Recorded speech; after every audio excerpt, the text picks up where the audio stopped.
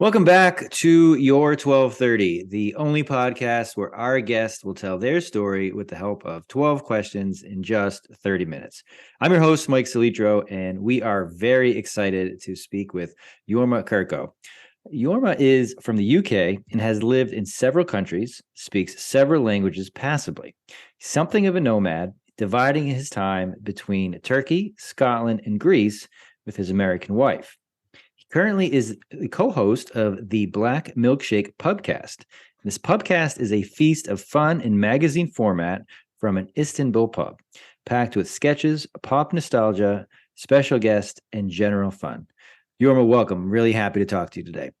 Oh, thanks very much, Mike. I love the introduction. It almost sounds like I wrote it myself. Perhaps you had a hand in it, but you've lived most of it, I would think. Let's start at the end there, just to clarify for anybody who may not know, what is a black milkshake? A black milkshake is actually, it's a bit of a euphemism for a pint of Guinness.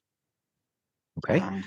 And we have a podcast. Originally, there was a website, a Facebook page. There is a Facebook page that my friend and partner Ray runs called Blackmilkshake, which is he styles it as a virtual pub, a place where you can go for the pub atmosphere, but of course at your keyboard and not drinking instead. Just a happy place. And we decided to make this into a podcast earlier last year. Now it's January, isn't it? In May. And we decided to try to recreate the page on air. And halfway through the first one, we kept saying podcast, and we realized that as we were recording in a pub, in the upstairs room in a pub, that we should call it the Pubcast. And that kind of stuck after that. So that was actually my follow-up question. So you did invent the term Pubcast then. Are you taking credit for that? I'm going to take credit for it. I thought I was hugely original until I Googled it, and I found out that there are at least 4 other podcasters in Ireland who call themselves the Pubcast. So not as original as I thought, but it's okay. I'm going to go with very original because you are the originator to me as hearing it. So I will give you credit there. But talk about it. It's a different format where it's not just audio. There's multiple pieces. How did you come to that? How is that working? And how difficult is it to put together? Right. Yeah, it's an interesting thing because, I mean, we do mainly do audio, but I also produce videos every day, promo videos. I'll explain the format of what we do. We do a 45-minute show once a month. We tend to split that roughly between an interview with similar format to this, and some sketches and some banter and games. The original idea for the banter and the games was so that it would actually be like 2 friends talking in a pub, which sometimes it is, and sometimes we cheat and we do it on Zoom, and we dub in the clinking of glasses, but that's a secret. We won't tell anyone that. Secret safe. Yeah, so we mix. We do the interview, as I say, it's similar to this, but we tend to split the interview into 4-minute sections in between other things. I would call it a variety show in a lot of ways. We do very silly sketches. Some of them are me doing silly voices. Sometimes we may have celebrity characters like Liam Neeson, for example, where we borrow bits of his audio from various things that he's on and then manage to fit them into a ridiculous script, usually where I end up chastising him for his outrageous behavior. Okay. That's an excellent description. And I mean, I couldn't help but laugh. So well done. And I think that, seriousness, most podcasts go for the 2 people sitting next to each other in a pub having a conversation. So that's great that's your starting point. The sketch piece, that's where I think it can go either very well or very poorly. I think that's difficult to pull off in general, let alone in the audio format. I love the borrowed audio of Liam. Is there a voice you'd be willing to share with us today? Well, I don't do Liam Neeson's voice myself, but one of the features that we also do is we have a a South African character who originally started off as an he can't remember if the word is astronomer or astrologist, so he often calls himself an astronomer. And he sometimes solves people's personal problems in a very practical and overly male way. And yes, Hansi kind of talks like this. And a lot of the time, when people try to write in with the problem, he ends up trying to sell one of his family's products to them. And it's a lot of it is a parody of problems that that you read in magazines or in tabloid papers where, um, my girlfriend and I are extremely happy. I'm 26, she's 24. Quite recently, I noticed, though, that she had a fascination with my uncle. And, all of this kind of thing. What should I do? And Hansi comes up with ridiculous advice. In our most recent episode, somebody suggested that they had a problem. Well, it wasn't a problem, but they were very attracted to a girl at work and enjoyed the conversation, and were considering, wanted to know how to make the move to the next level. And would it be the right decision to photocopy a part of his anatomy? And Hansi gave excellent advice, which said, under no circumstances would I recommend that you photocopy your penis, because photocopiers transmit UVB rays and they can damage the soft skin very much. And it's that kind of thing, Might be the right advice, but it's for the wrong reason. There you go. Yeah, that's well illustrated of the kind of sketches and bits that you'll do. So thank you for walking us through that. If you could take us, what's the scene in the pub like? Do people expect the shows coming on? Do you have a booth? Are people trying to get on air? What are they doing? Right, this is a massive pub. It's called James Joyce Irish Pub in the centre of Istanbul, and it's where Ray and I met several years ago. And it's this old grand hotel. So the pub probably has 3 or 4, maybe 5 stories. Wow. So there's a bar on the ground floor, which is huge, and then there's a bar upstairs, and there are various rooms which are sometimes used as music session rooms, sometimes used as musicians' changing rooms. Sometimes on a very busy day, they're used for discos or sports or something like that. And they give us a room where we're not going to disturb anybody, really, because, as you know yourself, sound is very, very sensitive. And initially, we did try to record in the main bar room, but it wasn't possible at all. There's just too much interference. And I mean, you learn the techniques. You can clean some of it off, and sometimes it sounds nice and authentic. But no, we do it in a quiet room. But it's a beautiful, beautiful room with a very high ceiling, and it's just one of those places that's full of history. And as we go along, the bar staff come up when they see that we've got empty glasses, and they help us with a pint of Blackmilkshake here and there. That's very kind of them. And you're certainly right that the energy from the main bar room would be fantastic, as well as the anecdotes from what's happening. But the noise and the volume would just be too difficult given the format. So you mentioned you met Ray at the bar. Was this a chance encounter? Were you planning to meet him, or what happened there? No, total chance encounter. It was around 5 years ago, and my wife and I hadn't been in Istanbul for very long. And we called in, we'd been doing some shopping in the centre of town, called into the pub. There was a game of football on. We were sitting there watching it, and went up to the bar to get our drinks. And then when we came back, strange looking man with red hair was sitting smiling to himself in my wife's seat. And as often happens in these situations, my wife said to me, "Don't say anything, I'll find somewhere else to sit." And I said, "Of course not." And, "Excuse me, you're in my wife's seat." And a conversation just struck up immediately. He told me within 10 minutes about Blackmilkshake. We started to talk about that, and we just became friends immediately. And but I did think something was in the back of my head about this black milkshake, and I don't know what it was, and it just didn't go away. Yeah, so that was where we met. And we tried to get down there to meet each other. Perhaps we live further away from each other now, but a couple of times a month if we can manage it, and whether we're recording or not.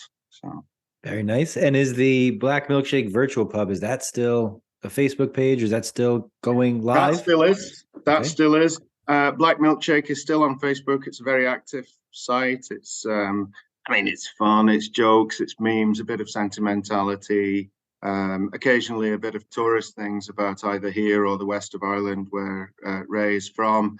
And we also have another Facebook page, a sister page, Black Milkshake, the Pubcast. We're also on Instagram and Twitter as well, and that's where we post our videos and things like that. We found out after a while it was easier to keep the two separate, or separate but connected. You know what I mean?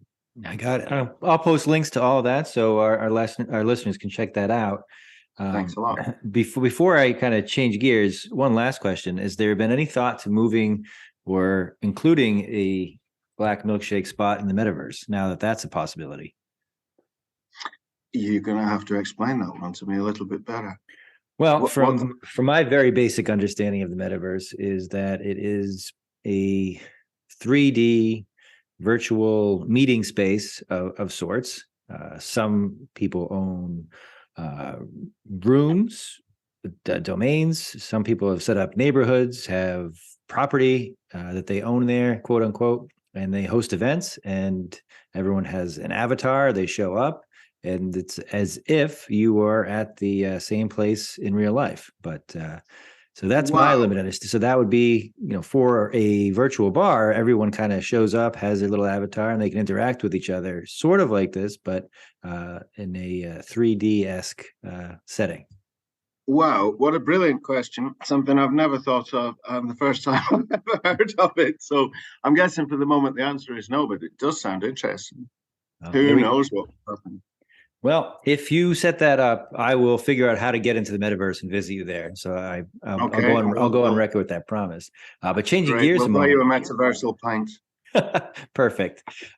Your bio that you may or may not have written mentions living in multiple different countries and even the word nomad. How does one become a nomad?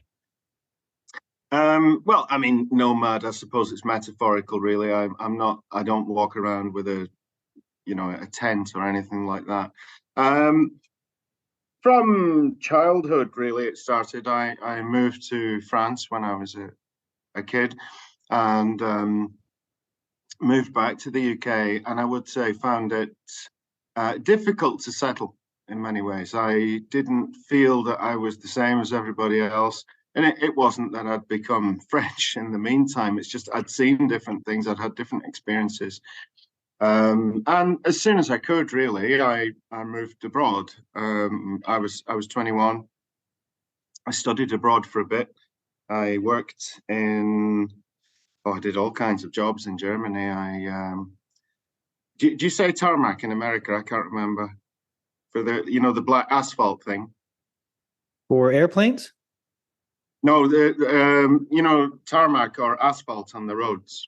The only reference I know to tarmac is that that's where an airplane will take off and land from the tarmac. Okay, all right, but the black oily thing that you make road out of. Yes. And so yeah, I did that in Germany with some very choice people, and I worked in a cat food factory. I did all kinds of things until I eventually became a teacher. I'm a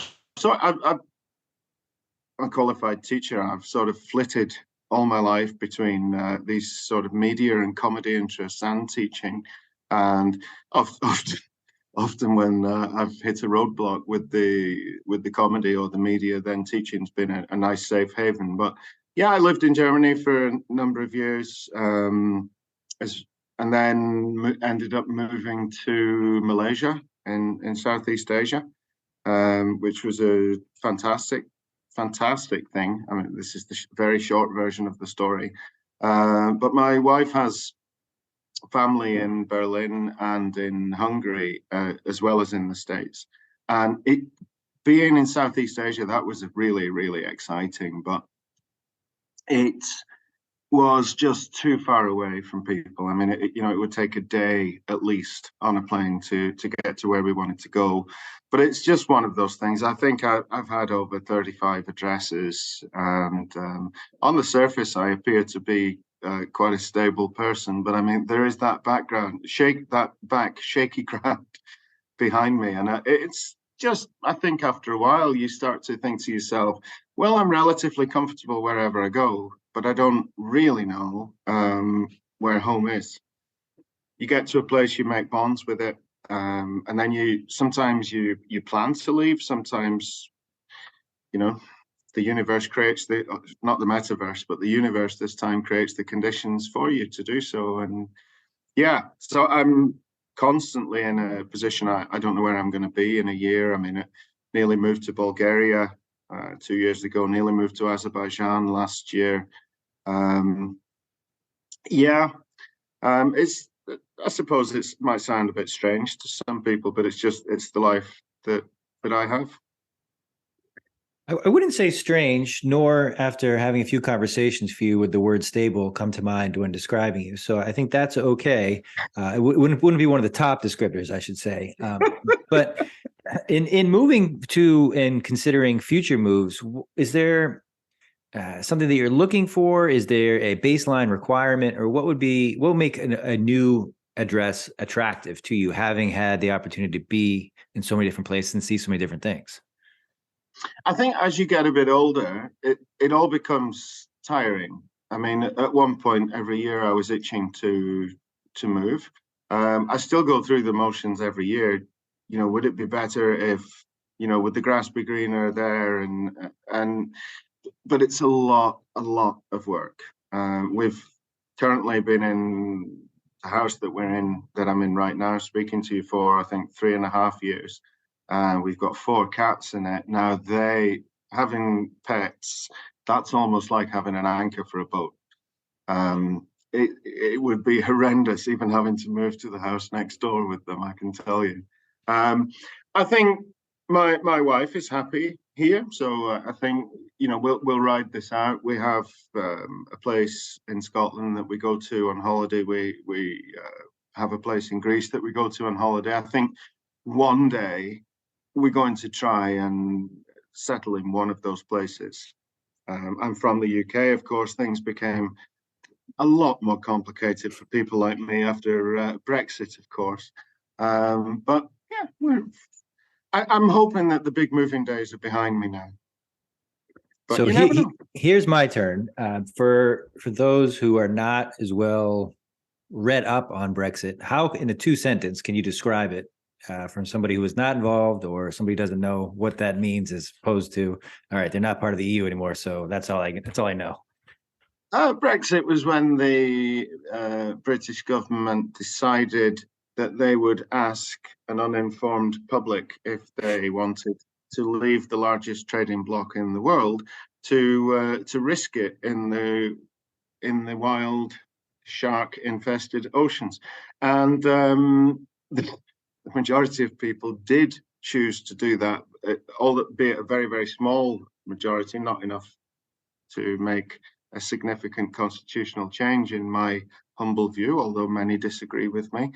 And that for many people who are nothing like me, it doesn't make a lot of difference, except the price of food's gone up. But we can always blame Ukraine and COVID for this as well. But in a couple of years, things have become difficult. It's a lot more difficult to trade. It's a lot more difficult to travel. And a couple of years ago, as a European, which I was born a European, and I ceased to be one, I think about 13 months ago, technically. That means I no longer have the right to live in all the places that I lived in when I was younger and thought that I could choose from forever. So I mean, it's frustrating. It's an obstacle. I don't know what's going to happen in the future, but it's just a bizarre thing that I never ever could have imagined seeing. I don't think you can even translate it to an American audience because it doesn't have that framework anyway. Because the US isn't in a network of countries that are supposed to be integrated. You know, America has partnerships with countries, but it's not the same. And this was a wonderful thing of having 28, in my opinion. 20, I'm saying that because not all of our listeners, if they get to hear this, are of the same opinion as me, I know. But 28 countries which collaborated with each other on everything. And then suddenly one of them stopped. So, yeah, a little unfortunate, but we are in Turkey right now, which isn't part of it anyway. So if the very worst comes to the worst, my wife and I will be able to retire here. Yeah. Okay. Thank you for the color and the background. You mentioned your wife. Your wife is American. Did you also meet her in a bar, or is there a good story behind that? No, this is not in a bar. No, actually, a bit.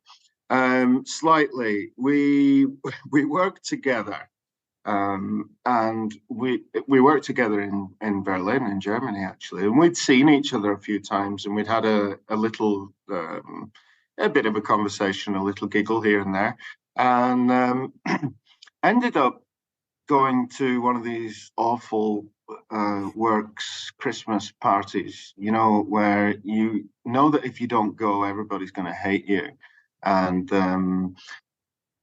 if you do go and if you behave like yourself, they're also going to hate you as well. So you end up just thinking, oh God, who can I sit with? And I thought, oh, that nice lady that I've spoken to a few times is over there. I'll go and sit next to her. It'll be better than some of the people that I know I don't want to talk to. And it just went from there, really. And we were at similar points in our lives. And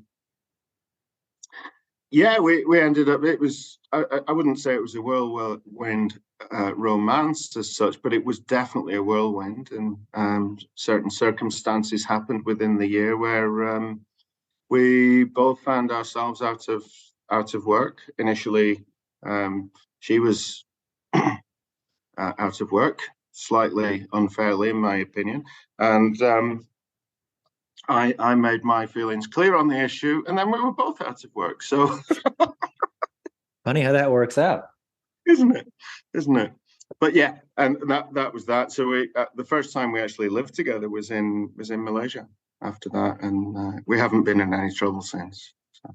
I don't believe that for a second, but one thing from I got to pick and choose from the bio what I wanted to share up front, but in all seriousness, one thing that jumped out at me, and I'm going to butcher it, I think, was that with your background and your interests, sociology should have been the career path, but you're put in woodworking class, which I'm sure there's a joke in there, but it stuck out at me because somebody who's had the life experience you had, has the personality that you have, has the listening skills and the observance of what's going on that you have, seems like that would have been a good fit.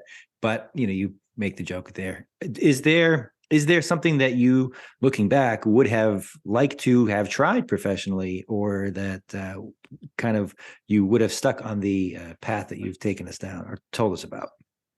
I didn't have a clue what I was doing when I left school. I had two ideas. I had the idea of teaching, and I had the idea of journalism and radio.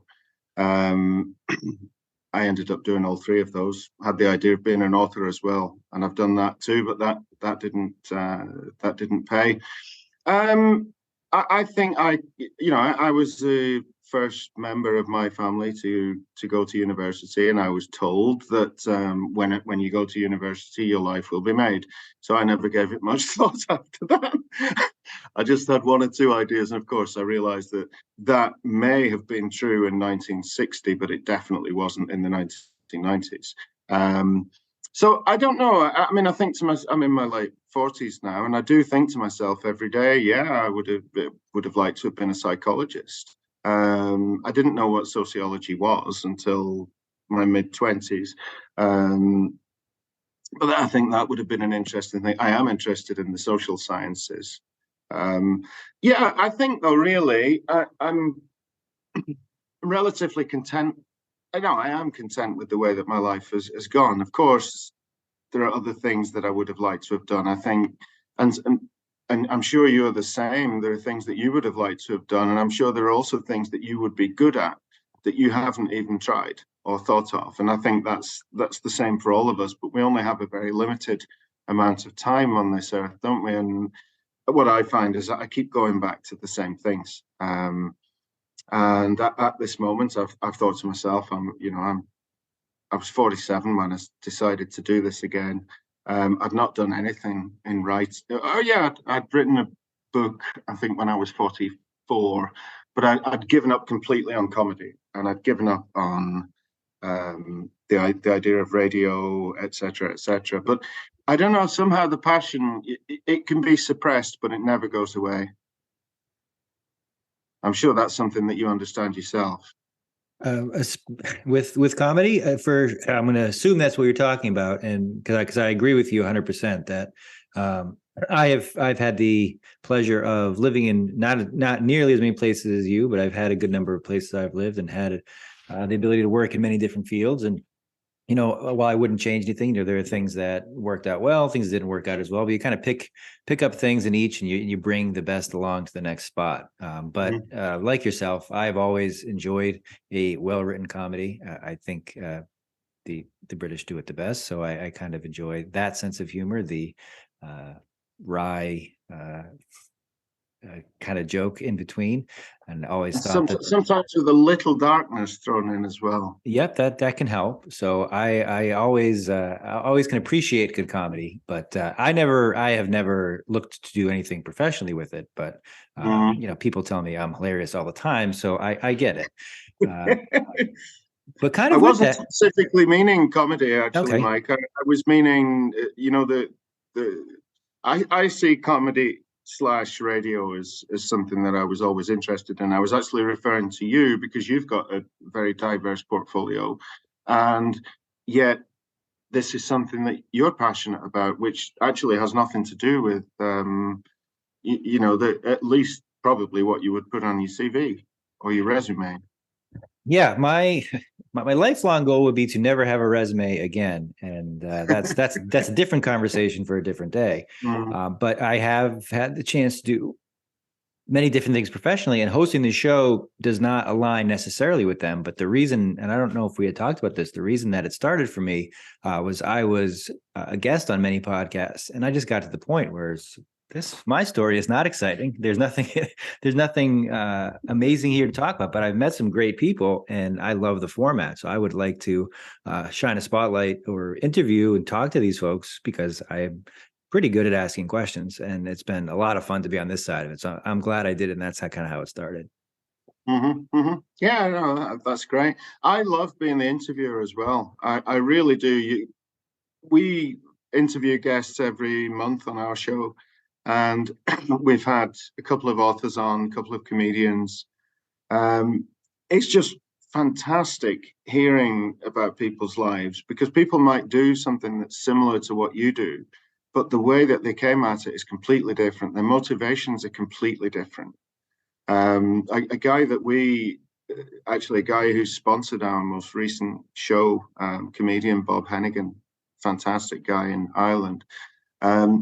He pretty much made the decision to go full-time into comedy due to having ADHD.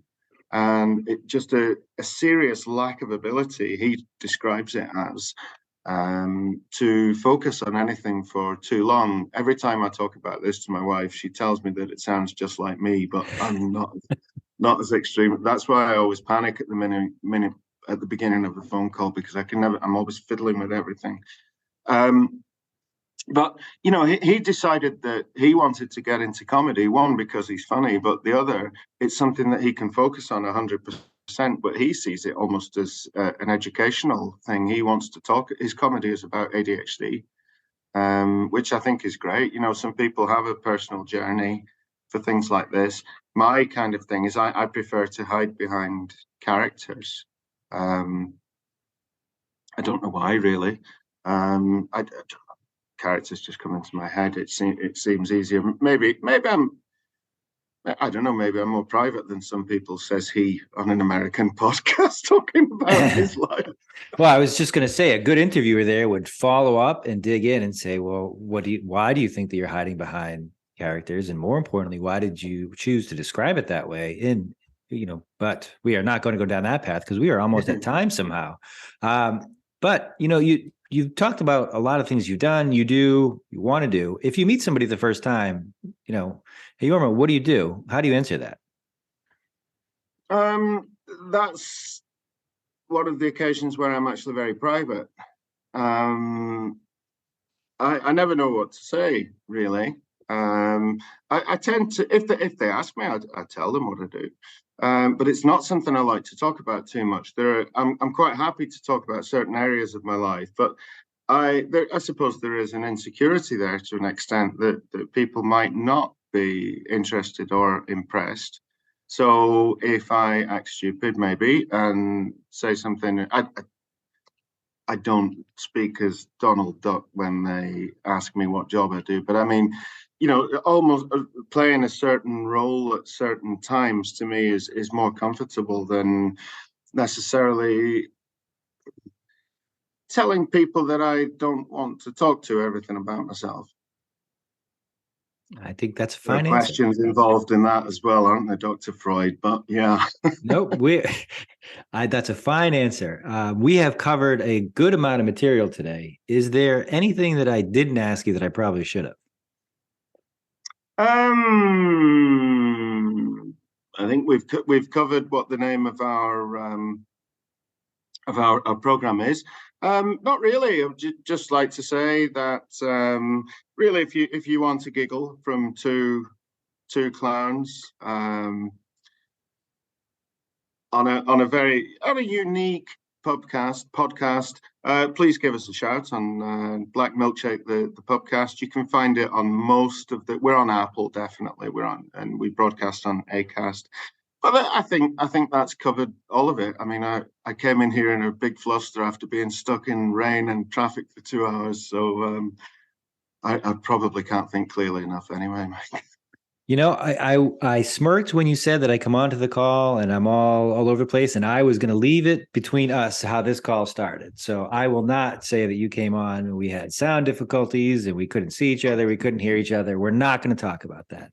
But I will post all the links to the podcast and the /podcast in the show notes. And thank you very much for joining us. This was a ton of fun.